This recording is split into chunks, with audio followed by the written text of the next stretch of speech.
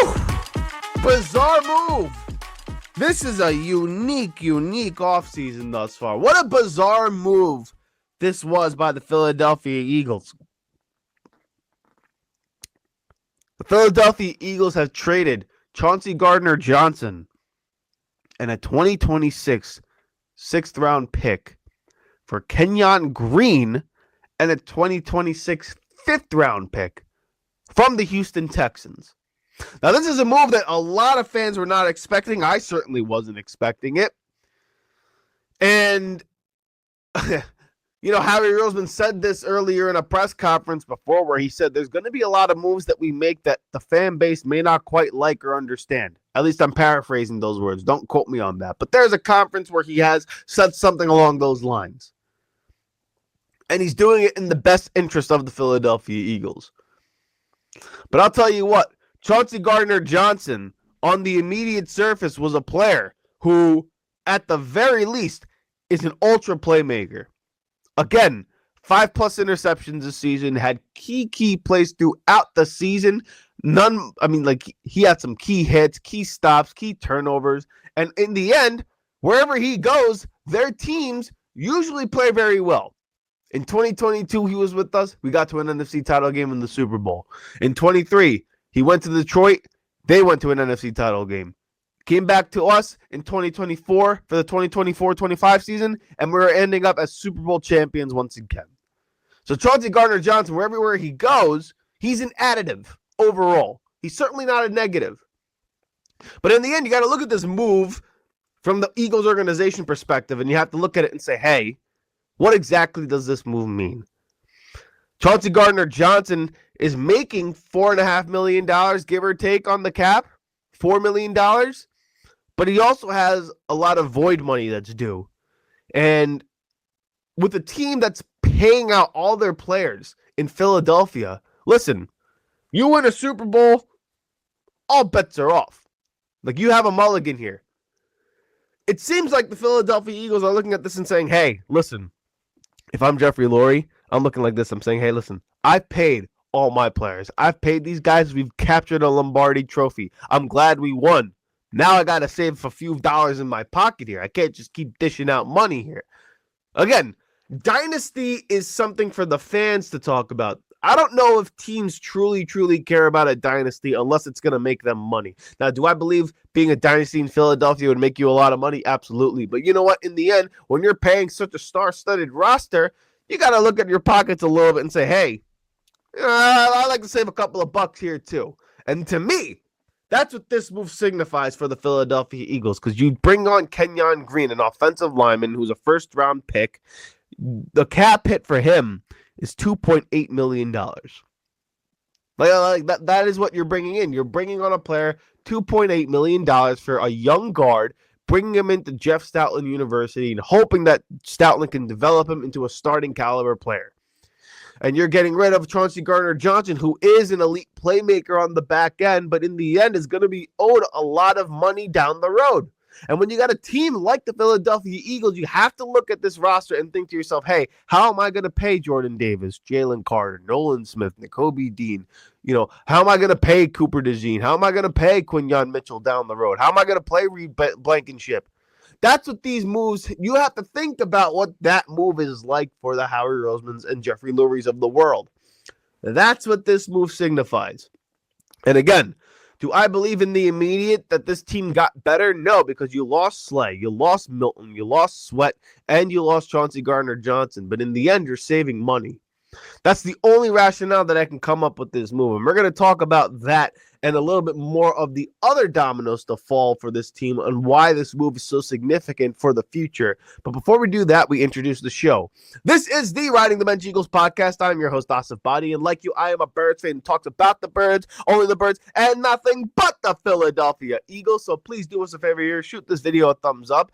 Comment your thoughts in the comment section below, and subscribe to the channel as it helps and get out to as many other Eagle fans as much as possible. Also, check us out on audio platforms like Apple Podcasts and Spotify, and leave a 5-star review, because in the end, it doesn't cost you a damn thing. Unlike the Philadelphia Eagles, who have to pay all these players so much damn money, this doesn't cost you a thing. So please support the channel. We thank you for choosing the Riding the Bench Eagles podcast. Okay. Like I said, Chauncey Gardner Johnson was set to have a cap hit of $4.9 million, but he also had a lot of void money. $6.7 million in a dead cap hit this upcoming year. So virtually, you're going to pay Chauncey Gardner Johnson $11.5 to $12 million this upcoming season. And you trade him and a 6th-round pick to get Kenyon Green and a 5th-round pick from the Houston Texans. What that move means to us is you're probably going to get a player who's super young. He's 23 years old, a former first-round pick, $2.8 million in Jeff Stoutland University, who you believe and you have faith in that can mold him into a starting caliber offensive lineman. But it also means probably Mekhi Becton is going to be a player who might be receiving the short end of the stick from Philadelphia. Maybe, just maybe, they're saying, okay, Mekhi Becton, we loved your support. We loved your service. Test the market. We're not going to pay you that sort of money. Which is a huge domino to fall, because now all of a sudden you got to look at this roster and think to yourself, hey, we got to look at money down the road here. You have Trevor Keegan, you have Tyler Steen, now you have Kenyon Green, who are all together making less than maybe what, like $7-8 million as a collective. You still have Mailata, Lane, Dicker. I mean, like, you still have Dickerson on the roster. You have Cam Jurgens here, right? Like, your offensive line for the most part is intact. It also opens up money for potentially being able to pay a player like Dallas Goedert as well, because he was also a player that was being shipped around in terms of trade rumors. Now all of a sudden you're looking at that and you're saying, hey, that cap hit, we could pay Dallas Goedert for another year or two if we go ahead and draft a tight end in the draft, because there's plenty of tight ends in this upcoming draft. You invest young in that position, be able to trade him next season or maybe by the trade deadline, and then all of a sudden you save even more dollars on the cap so that you can play players down the road like a Carter, like a Davis, like a Smith, like a Nakobe Dean, like a Reed Blankenship, and then eventually Cooper DeJean and Quinyon Mitchell, because in the end, you're going to have to pay these players. And Philadelphia is thinking long-term in this process. Again, we talked about it. Howie Roseman has mentioned before that some of the moves that we make are not going to be the ones that are going to be the most popular decisions, but it's going to be for the best interest of this franchise. And I'm paraphrasing there. That's what this move smells like. This seems to be a move that is setting us up for a long-term deal down the road. I'm not saying they're punting on the 2025 season. All I'm saying is right now, don't be surprised if you're seeing moves where it looks like they're not shooting for a Super Bowl in 2025. That's the decision I've come to a conclusion to. You lost Josh Sweat. You lost Milton Williams. You cut Darius Slay. You traded Chauncey Gardner Johnson. Those are key pieces on your defensive side of the ball. And if you notice it, all of them are on the defensive side of the ball. Okay? It's much easier to build a team where you could fill up the trenches with defensive linemen and get your front seven right. And on the offensive line, you get your offensive linemen in the trenches right. And you plug and play every other position outside. Philadelphia is going to have a lot of work to do to fill their depth. And that's probably why they're trying to get rid of money and save a little bit of dollars on the cap. So trading Chauncey Gardner Johnson, while yes, it stinks because he's a quality player and an elite playmaker, it just seems like this is going to be a move that's saving them money long term.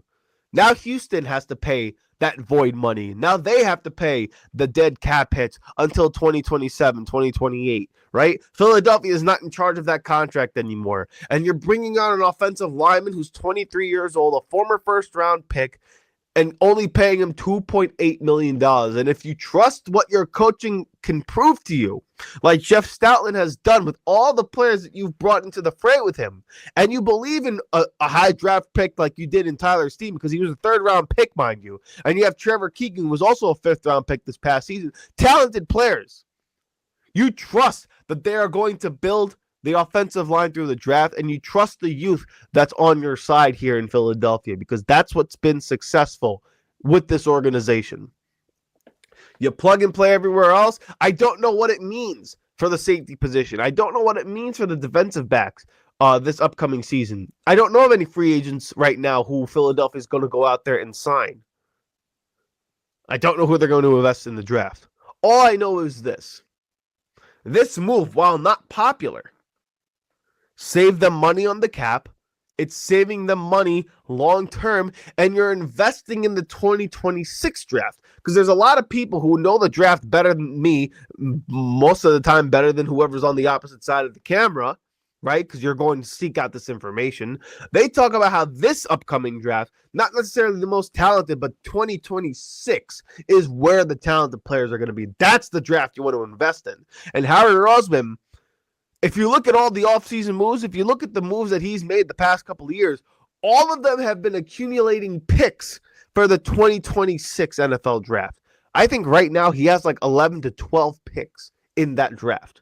And if it's as talented as what everyone is suggesting, maybe, just maybe, Howie Roseman is looking at this deal right now. He's looking at this offseason, and he's saying to himself, hey, I got to think long-term here. I got to get cheap. I got to get talented. I got to get quality players in the draft. This 2025 draft is not going to be where it's going to be. I got to look down the road. And 2026 seems to be the year where he's going to really invest in the draft. You clear up cap room now, so you're not paying this exorbitant amount of money to all these players, and you're looking down the road. And again, you still have Carter, you still have Ojomo, you still have Davis this upcoming year. You have Nolan, you have Hunt, right? Like you have Zach Bond, Nakobe Dean, Jeremiah Trotter, right? Because we lost Oren Burks too. Like that, most of your front seven, at least the starters on your front seven, are back. Now you just got to fill this defensive side of the ball with some depth pieces. And again, they trust Vic Fangio. They trust a lot of the coaching staff on the defensive side of the ball. So maybe, just maybe, you're going into this draft, you draft a tight end in the top 3 rounds, and you're investing most of your draft capital on the defensive side of the ball, hoping that long-term the coaching will develop these players into starting caliber pieces and rotation pieces for you to ultimately achieve a Lombardi Trophy once again. Because in the end, dynasties don't necessarily mean much to NFL teams. Once they get their Super Bowl, once they get their title, most organizations are going to say, okay, now that we got our title, we've appeased the fan base, I got to make money or save money here. And right now, Jeffrey Lurie, say what you want about him, he has really pushed out money these past few years. Now it's time for him to save a few bucks so that you can make a run down the road. And if you believe in what the offensive side of the ball has in Jalen, the Great Wall of Philly, Saquon, AJ, and Devontae, plus Dallas Goedert here, you got to trust that this is going to be a team that wants the offense to be the driving force of their team. They're happy they won the Super Bowl last season, but they didn't necessarily want it to be because of this defense. They want it to be because this offense is putting up 35, 40 points a game. This has the capability of doing so. But, again, on the face of it, it's a bizarre move. Not going to lie. It's a bizarre move, but this just seems to be a move that is only about cap. It's only about saving money. And in the end, that's what this team's about. Making sure you have enough money to pay players down the road like Jalen Carter, Jordan Davis, your young core in 2026.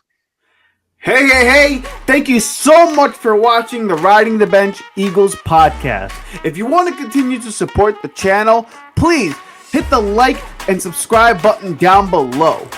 Also, check us out on Instagram and TikTok at Riding the Bench Eagles Pod. We're also on Apple Podcasts, Spotify, iHeartRadio, you name it, we're on there. Thank you so much for listening, and please join us next time here at the Riding the Bench Eagles podcast.